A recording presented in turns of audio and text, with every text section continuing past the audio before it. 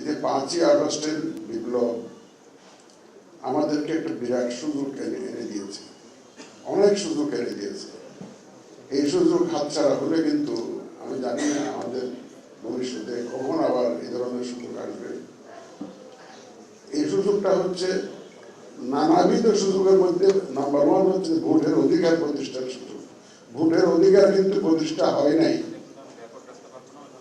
এই বিপ্লবের মাধ্যমে আমরা অধিকার প্রতিষ্ঠার একটা অপরচুনিটি পেয়েছি, সুযোগ পেয়েছি। এখন প্রতিষ্ঠার কাজটা করতে হবে আমাদের।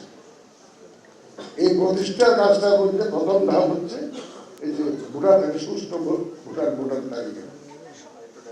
আমাদের ট্রেন যে ভোটের ট্রেন যখন যাত্রা করলো, এই যাত্রার মধ্যে আমাদের প্রথম কাজটা হচ্ছে ফার্স্ট স্টেশন থেকে আমাদেরকে ভোটারদেরকে সাথে নিতে হবে এবং সঠিক ভোটার তালিকা না করতে পারলে ওই আমাদের অধিকার প্রতিষ্ঠাটা ব্যাহত হবে, সঠিক হবে।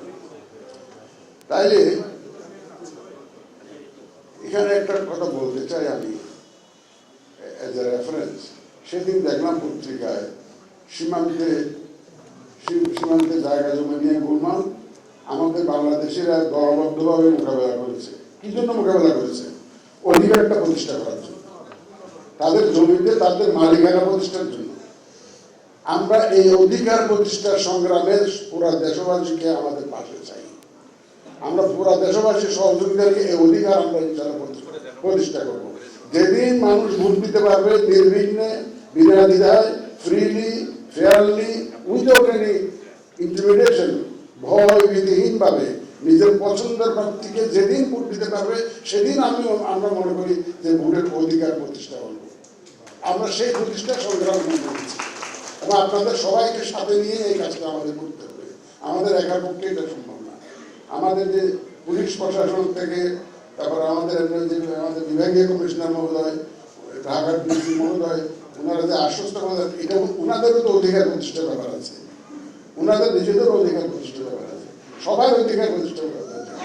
যদি জাতীয় নির্বাচন হয়, এটা ইলেকশন কমিশনের ব্যাপার না, জাতীয় ব্যাপার, এটা জাতীয় ব্যাপার, এটা জাতির প্রোগ্রাম। সুতরাং বাঙালি জানে, ঐক্যবদ্ধ হতে জানে, অধিকার প্রতিষ্ঠার জন্য বাঙালি ফাইট করতে জানে। সুতরাং এই বাংলাদেশিরা ঐক্যবদ্ধ হয়ে তাদের এই ভোটের অধিকারটা আদায় করবে এবং আমাদের নেতৃত্বে আমরা আছি আপনাদের সাথে এবং আপনাদেরকে আমাদের সাথে থাকবে। এই যে হালনাগাদ কর্মসূচি যখন চলবে, আমি আপনাদের কাছে অনুরোধ করবো, এখানে সমাজের সর্বস্তরের ব্যক্তি, প্রতিষ্ঠিত ব্যক্তিজন আছে, শ্রদ্ধেয় ব্যক্তিরা আছেন, আপনারা অনুগ্রহ করবো এই আমাদের হালনাগাদ কর্মসূচির সময় মানুষকে একটু উদ্বুদ্ধ করুন। মানুষ তো ভোটের প্রতি আগ্রহ হারিয়ে ফেলেছে। গতকালকে স্ট্যান্ডার্ড চার্টার্ড ব্যাংকের 2জন অফিসার এসেছিলেন, আমার মেয়ের কলিগ, আমার মেয়ে চাকরি করে স্ট্যান্ডার্ড চার্টার্ড ব্যাংকে। আইসা বললো যে আমরা তো ভোটার হয়েছি, বয়স তো প্রায় ক্লোজ টু 40, এগুলো কিন্তু ভোট দিতে পারিনি। ভোটার হয়েছে অনেক আগে, কিন্তু ভোট দেওয়ার সুযোগ করে। আমার সাথে দেখা করতে আসলে ইয়াঙ্গার জেনারেশন যখন আসে, সবাই বলে যে আমরা তো এনআইডি কার্ড দিতে পাইছি কিন্তু ভোট দিতে পারিনি। তাদের এই আক্ষেপ আমরা বোঝাতে চাই, তাদেরকে আমি ভোটের ব্যবস্থা করে দিতে চাই। সুতরাং এটা আমাদের একার পক্ষে এটা সম্ভব। It is a long journey ahead. আজকে তো মাত্র শুরু হলো ভোটের অধিকার প্রতিষ্ঠার সংগ্রামের, আজকে শুরু হলো। অপরচুনিটির যে সুযোগ যেটা এসছে, এই সুযোগ সদ্ব্যবহারের শুরু করে যাত্রা শুরু হলো আজকে।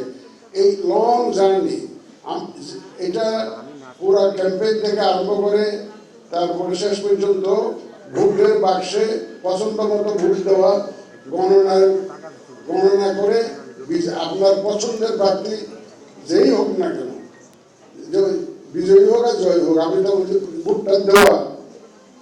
তাইলে আমি এই যে লং জার্নিতে, পুরা জার্নিটাতে আমি আপনাদেরকে সাথে চাই। আপনার অধিকার যাতে কেউ এনক্রোচ করতে না পারে, ভোটের দিন যাতে কেউ আপনার অধিকার হরণ করতে না পারে, কেউ যাতে ভোট কেন্দ্র দখল করতে না পারে, ভোটের বাক্স কেড়ে নিতে না পারে, আপনি অযাচিতভাবে ইনফ্লুয়েন্স করতে না পারে ভোটারদেরকে, সেইটা জনপ্রতিনিধি গড়ে তুলতে হবে আমাদের। আমরা কি হইতে পারি না যে আমার অধিকারটা রক্ষার জন্য আমরা এক হয়ে ভোট কেন্দ্র পাহারা দিব, এখানে কোনো অনিয়ম করতে দিব না, আমরা এখানে কোনো লাঠি সুটা নিয়ে কেন্দ্র দখল করতে দিব না। সামাজিক প্রতিরোধ করে তুলতে হবে আমাদেরকে এই ধরনের অনিয়মের বিরুদ্ধে। আমরা কোনো অনিয়ম চাই না। আমরা সঠিকভাবে সত্যিকারভাবে ইলেকশন বলতে যা বোঝায়, ইলেকশনের নামে অন্য কিছু প্রহসন আমরা চাই না। ইলেকশন বলতে যা বোঝায় আমরা সেটাই প্রতিষ্ঠা করতে চাই। সুতরাং এই যে দীর্ঘ প্রক্রিয়া, এই যে দীর্ঘ জার্নি, আজ থেকে ভোটার তালিকা হালনাগাদকরণ থেকে আরম্ভ করে, তালিকা প্রস্তুত থেকে আরম্ভ করে, ভোট দেওয়া পর্যন্ত, রেজাল্ট পর্যন্ত এই যে লম্বা একটা জার্নি, এই পুরা জার্নিতে আমরা জনগণের সহযোগিতা চাই, সর্বস্তরের জনগণের সহযোগিতা চাই। আর শুধু ল এনফোর্সমেন্ট এজেন্সি নয়, আমাদের সাংবাদিক বাহিনীর সহযোগিতা চাই।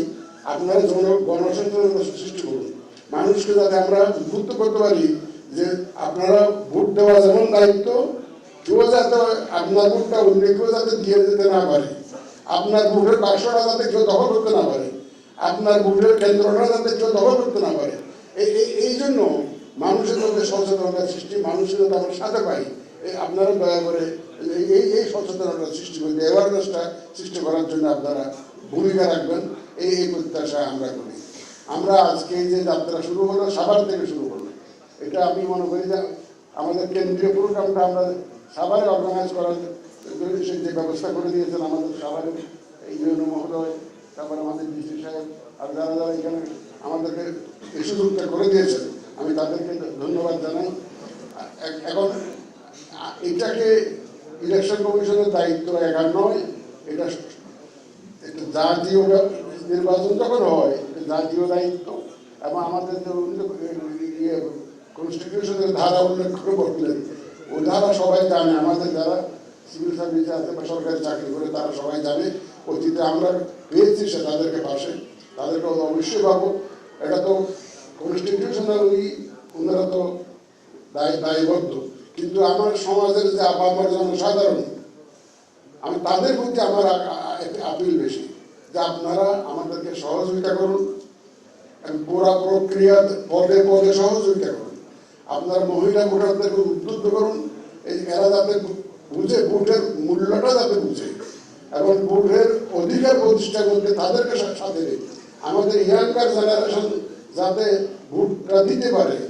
আগে অনেকে যে ভোটার হয়েছে ভোট দিতে পারে নাই, তাই তারা রক্ত দিল, ইনজুর হইলো, যদি ভোটটা যদি দিতে না ব্যবস্থা আমরা না করতে পারি, তাহলে তো জাতির সাথে আমরা যে প্রতিশ্রুতিবদ্ধ, জাতির কাছে আমরা ওয়াদাবদ্ধ। আমি একটা কথা বারবার বলে থাকি, যে অনেক জায়গায় বলেছি আমি, যে আমাদের সিভিল সার্ভিসের লোকজন আন্দোলন করতেছে সংস্থাপন, জনপ্রশাসন মন্ত্রণালয়ে, তাদের দাবি দেওয়া বঞ্চিত হয়ে এই 18 মানুষ যে বঞ্চিত হইলো, তারা কোথায় যাবে? তাদের বঞ্চনার কথা কার কাছে বলবে? তাদের বঞ্চনার বিষয়টি কে দেখবে? Election commission.